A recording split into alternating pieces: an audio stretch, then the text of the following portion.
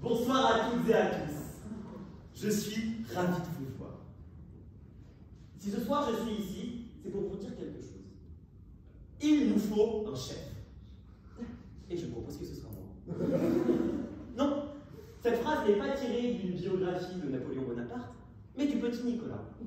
Dans les aventures de René Goscinny, Nicolas essaie de persuader ses camarades, Eudes, Alceste, qu'il leur faut un leader pour aller s'emparer du terrain vague de leur vie. J'aimerais que vous ayez maintenant une pensée pour le jeune enfant de 9 ans et demi, en étant à peu près à ses premières lectures, ses premiers romans en tout cas, ses premières nouvelles, et qui avait face à lui ce jeune homme, ce jeune leader en puissance. Il s'y est identifié complètement. Enfin, en soi, ce petit Nicolas qui arrive à la fois à représenter ses camarades dans leur lutte et en même temps à les incarner et à les diriger, c'est exactement ce que nous attendons d'un leader. J'étais donc persuadé que nous avions tous besoin d'un leader.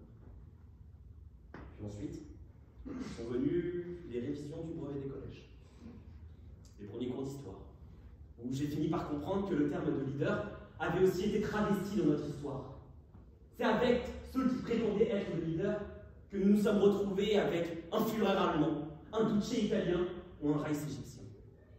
J'en arrive donc 4 ans plus tard à me demander si nous avons besoin d'un leader. Commençons par affirmer quelque chose. L'homme est faible. L'homme est non seulement faible, mais l'homme est en plus une petite créature pétrie d'angoisse. Dès qu'il voit une responsabilité, il la fuit. Ah si, je vous assure.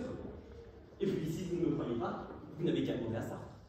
Il explique dans l'existentialisme... non, je ne dis pas cela, il explique dans L'être et le néant que nous avons tous ici, qu'à partir du moment où l'homme se rend compte que son existence précède son naissance, il est effrayé puisqu'il se rend compte que chaque décision qu'il va prendre dans sa vie va être le résultat de ses choix, va être le résultat de ses responsabilités. Sa vie n'existe qu'à partir du moment où il fait ses responsabilités. Et là, l'homme, il est angoissé. L'homme, il se demande ce qu'il va faire. Mais ce n'était pas à ça, justement, que répondait le leader. Le leader, c'est celui qui arrive, qui vous regarde, qui met la main sur votre épaule, et qui vous dit « Ne vous en faites pas, ça va bien se passer. Je m'occupe de tout, et toi, tu ne feras rien. » Mais le leader, c'est aussi celui qui permet que la voix de toutes et tous soit entendue. Tenez, Madame Horvat, Madame Dimaté, j'imagine que dans votre carrière, vous avez dû faire face à des blocus, à des petits merdes comme moi, qui s'amusaient de bloquer le lycée à 6 h du matin pour avoir des revendications. J'imagine que vous avez fait face à cette masse, à cette foule qui refuse que l'un d'entre eux sorte. Il y a 2 semaines, il y a eu un blocus à Franck-Comté. Ayant quelques camarades, je les ai contactés, je leur ai demandé alors, pourquoi vous bloquez? Le premier m'a répondu pour la Palestine. Très bien, cause honorable. Le deuxième m'a dit, pour lutter contre la coupe budgétaire. Oui, bon. Le troisième m'a dit en réaction à nos camarades de Sciences Po Paris qui ont été expulsés. Ah. Et je leur ai demandé quel était leur leader. Évidemment, ils n'en avaient pas. Est-ce que vous avez entendu parler de ce blocus? Il y a peu de choses. Dehors, ils sont 8 milliards d'êtres humains. 8 milliards à crier, 8 milliards à piailler, 8 milliards qui demandent à être entendus. N'avez-vous pas une petite larme qui passe votre œil à partir du moment où vous pensez à l'Assemblée Générale des Nations Unies, où 200 personnes, 200 leaders élus démocratiquement représentent la force de leur nation? Parmi eux, nous pouvons compter Volodymyr Zelensky, leader de l'Ukraine martyrisée, mais aussi Angela Merkel, qui a représenté la renaissance de l'Allemagne dans la construction européenne dans les années 2000, ou également Pedro Sanchez, qui continue de parler du socialisme espagnol comme nul autre.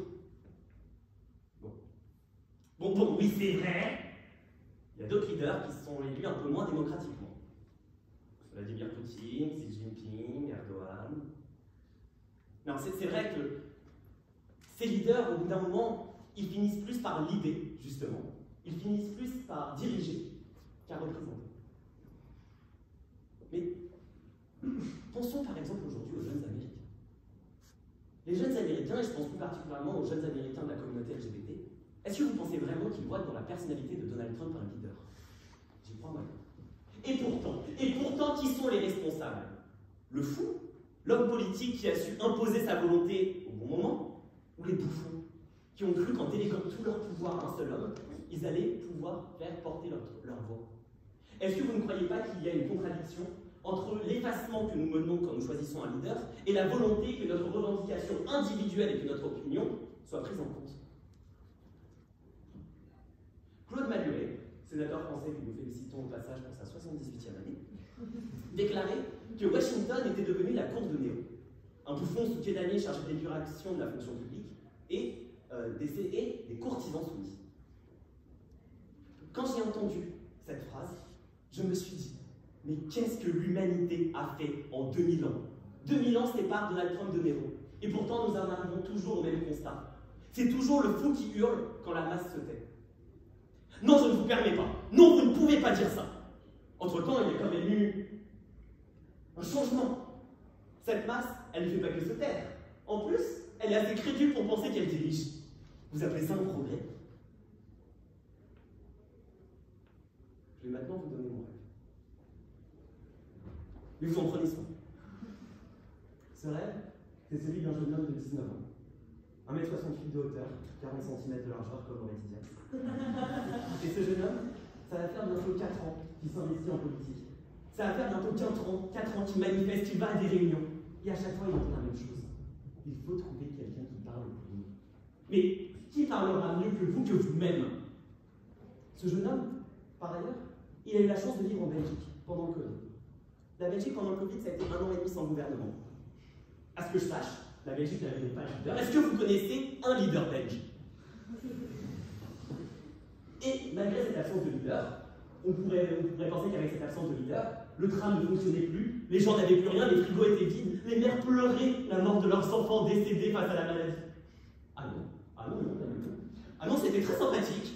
Nous étions tous responsables, nous vivions chacun de notre côté. Il y avait des mesures, bien sûr, qui étaient prises par un Premier ministre que personne ne connaissait.